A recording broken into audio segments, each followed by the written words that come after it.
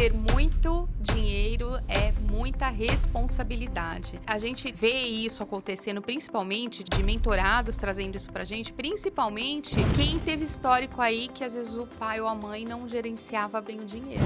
Então eles acham que ter muito dinheiro é uma grande responsabilidade. Você exige muito mais de você: energia, foco, discernimento, disciplina e responsabilidade, ter pouco dinheiro. Porque é aquele contadinho que você tem que fazer dar e esticar esse dinheiro. Você tem que ter muito mais responsabilidade e administrar muito bem, porque não pode ter margem de erro ali. Ter pouco dinheiro exige muito mais responsabilidade do que ter muito dinheiro. Fala um pouquinho mais sobre isso, Caê. O que você acha? Isso realmente vem dos pais. Eu vou colocar uma situação que às vezes os mentorados mencionam. Vamos supor um pai que segurava o dinheiro, que ia pro lado mais avarento, eu diria, né? Um famoso mão de vaca, né? Colocando uma situação que o filho tá lá pequeno, brincando ali, e o pai chega totalmente estressado, totalmente falando que trabalhou o dia inteiro, que tem que cortar gasto, que a mulher gastou com, você comprou esse pão aqui, mas esse pão é o mais caro, tem que comprar o mais barato. Não, essa compra aqui saiu muito caro, tem que economizar. Eu trabalho o dia inteiro, eu fico lá o dia inteiro. Então, assim,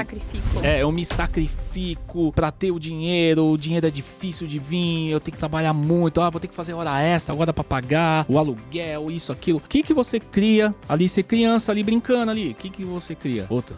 Olha quanta responsabilidade meu pai tem. E isso é um bloqueio muito forte, porque pode gerar uma crença também de capacidade da pessoa não evoluir. Quantas vezes eu conheci pessoas extremamente talentosas? Quando eu fiz Senai era aquela escola que todo adolescente entrava antes, né, pra fazer um curso profissionalizante. Eu era abaixo da média ali de fazer aquelas coisas com a mão ali, né, de ajustador, com a lima, com ferro, com torno. E eu conheci um cara, que o cara tinha um talento, parecia que o cara era um artesão. E esse cara, ele tinha essa crença. Só que depois de 5 anos, encontrei, e eu tava na faculdade de engenharia, já me virando lá, e eu tava de carro, e eu vi o cara andando de ônibus. E eu falei, cara, mas você é um cara ferramenteiro, mão cheia. Mas sabe o que é? Eu tô lá naquela mesma empresinha que eu tava lá, e era um cara que poderia trabalhar, por exemplo, numa montadora multinacional. Eu lembro até, quando eu era engenheiro, tinha ferramenteiros que ganhavam igual um engenheiro, ou mais que um engenheiro. Só que o cara tinha condição técnica, mas isso limitava ele, porque era essa crença de capacidade, ou seja, ele não queria assumir uma responsabilidade de ir pra uma empresa maior, uma empresa de ganhar mais, mas ele tinha habilidade ali. Eu lembro ele do Senai, o cara que tirava 10 em tudo, cara. E a gente tem esse cara poderia ganhar mais, mas a crença dele bloqueou tanto ele, que eu era um cara que era ruim pra que, eu lembro até hoje que o cara pegava a régua pra ver se tava plano, ele fala, parece que tá redondo, era um alemão que fazia lá, né? E o cara fazia um negócio certinho, bacana, rápido, um trabalho excelente. Olhando depois de um tempo, eu estava realmente bem mais próximo, já tava com carro, fazendo faculdade, etc. E o cara tava na mesma, porque a crença dele bloqueou ele, porque ele não queria assumir uma responsabilidade. Não, ser engenheiro é muito responsa. Assinar, colocar seu nome lá. Eu vi isso na minha carreira inteira. Vi engenheiros excelentes ficar pra trás. Vi pessoas que começaram projetos igual ao nosso, como mentores financeiros, também achar, pela crença da capacidade, não ir.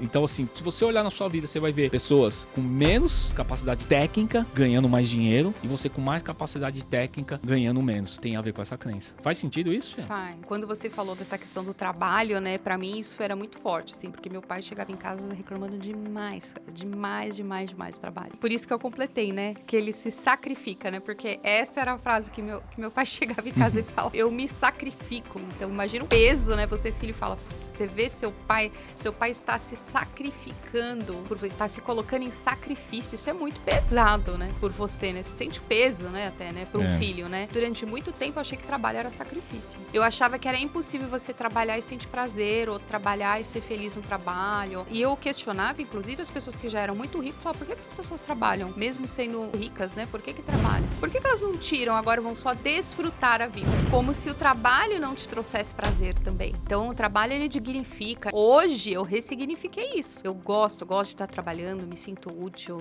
Me sinto viva. viva. E eu entendo que muitas pessoas às vezes veem isso como sacrifício, porque foi dessa forma que elas aprenderam, dessa forma que elas cresceram, né? O peso da responsabilidade, você é responsável por uma empresa grande, você é responsável por isso, e se aí... Se a pessoa não gosta, ela vai querer mais responsabilidade? É o comodismo, né? É o comodismo. Eu sei que é incômodo isso. Quebrar crença é incômodo, gente. É cutucar a ferida mesmo. Descobrir que você tá baseando a sua vida em coisas que você achava que era verdade e não são. Então é bem incômodo. Conversar sobre isso, trabalhar sobre isso, cutucar a ferida mesmo. Quando a gente vai trabalhar, a gente se sente incomodado porque é você ter que sair da zona de conforto e você vê que você acreditou muitas vezes uma coisa na sua vida inteira e que você baseou a sua vida sobre isso e que na verdade não era a realidade. Então era a realidade que foi criada e que você acreditou. Mas tem pessoas que acreditam que ter muito dinheiro não é grande responsabilidade, é maravilhoso, é uma honra poder gerenciar tudo isso e tal, né? E muito mais do que ter pouco dinheiro, né? Que você exige tudo contadinho, né? É mais responsabilidade ainda. Então veja como é estar aberto a ter um olhar diferente, a ter uma percepção diferente da vida, né? Do que você acredita. Outra crença é não me sinto suficientemente bom para ser rico, né? Tem uma crença de capacidade aí, capacidade, merecimento. Essa crença, eu acho que bloqueia muita gente. Que é aquela pessoa que tem os projetos dela, projetos bons, tudo no papel. E ela sempre acha que falta alguma coisa. Também já tive essa crença também. A maneira de quebrar essa crença é aprender. Porque assim, você pode começar um projeto e não dar certo. Mas você pode ir ajustando, indo a campo. Sair da arquibancada. Sair da arquibancada. E é engraçado que essa crença eu aprendi com a engenharia. Porque assim, se tudo fosse perfeito no papel, eu desenhava um carro, ia lá, montava e ele ia funcionar, sair andando e já posso vender. E é engraçado que todos os projetos de carros que eu trabalhei, quando a gente montava o primeiro carro, era um evento, ia todo mundo lá. E o carro montava e todos os engenheiros acompanhando as peças, o carro montando na linha, aquela primeiro carro, aquela primeira coisa. E o diretor, ia todo mundo lá. Aí quando o carro ia ligar, não ligava.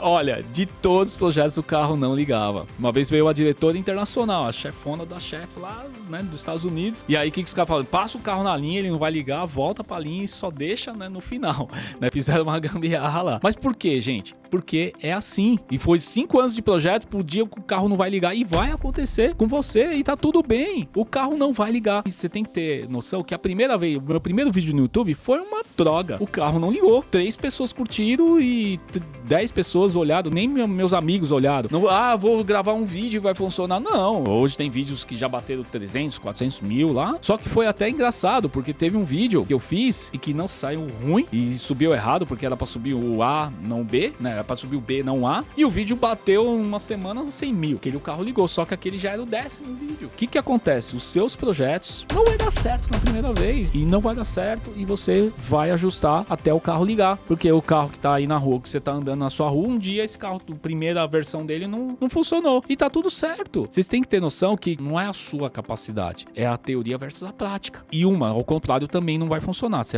não vou projetar nada e vou meter as caras e vou fazer de qualquer jeito. Talvez você não evolua o suficiente, aquilo não rende. Isso serve, gente, pra qualquer coisa. Se você tá na sua profissão e quer ganhar uma promoção, se você quer fazer uma transição de carreira, quer empreender, e tudo isso te leva a ganhar mais dinheiro. E às vezes você fala, mas eu tenho que estar tudo perfeito, eu tenho que assistir tudo, olhar todos os vídeos e vou fazer meu curso, vou gravar ele no estúdio, bonito, maravilhoso, aí agora eu vou vender. Tem muitos cursos que a gente vende antes de fazer. Por quê? Porque eu já sei como fazer, já sei que a primeira aula talvez não saia bacana, mas a segunda já vai sair perfeita e a terceira, e aí a opinião dos alunos vai me ajudando. Tudo bem que hoje a gente já tem uma mentoria com mais de 30 edições, a gente já tem isso masterizado. Então hoje eu já tenho isso masterizado, alguns métodos, mas quando eu quero lançar um curso novo, a Sheila sabe. Eu ligo lá uma página e falo, é ganhar dinheiro, conseguir o recurso, colocar os projetos pra andar e ir ajustando a roda. Acabou. Esse não me sinto bom o suficiente aí pra ficar rico, gente, se você não se sente bom o suficiente,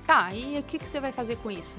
Você vai estudar mais? Você vai trabalhar a sua autoestima? Você vai provar pra você mesmo que você você consegue? Você vai arriscar, como o Caê falou, e testar? Ou você vai ficar dependendo só da aprovação dos outros? O que você faz, então, pra você se sentir bom? O que precisa acontecer pra você se sentir melhor? Ah, porque eu acho que eu não mereço. Tá, então por que você não merece? Então você tem que começar a se questionar isso. Você tem que se desafiar a sua mente. Você não é os seus pensamentos, você não é as suas crenças, você não é as suas emoções. Você desafiar a você mesma, a sua forma de pensar. Então, se você não se sente bom o suficiente, tá bom, então vai procurar ser bom o suficiente. É algo que, mas é fácil falar, não, você tem que dar o primeiro passo. Você tem que procurar melhorar. Eu não acho que eu sou bom o suficiente pra ganhar mais dinheiro porque eu não falo inglês. Ok, então vai aprender inglês. Eu não acho que eu sou bom o suficiente porque eu ainda não fiz aquele curso, tal. Tá bom, então faz um planejamento pra você poder fazer aquele curso. Então você tem que ir buscar. Você não pode se conformar com isso. A gente precisa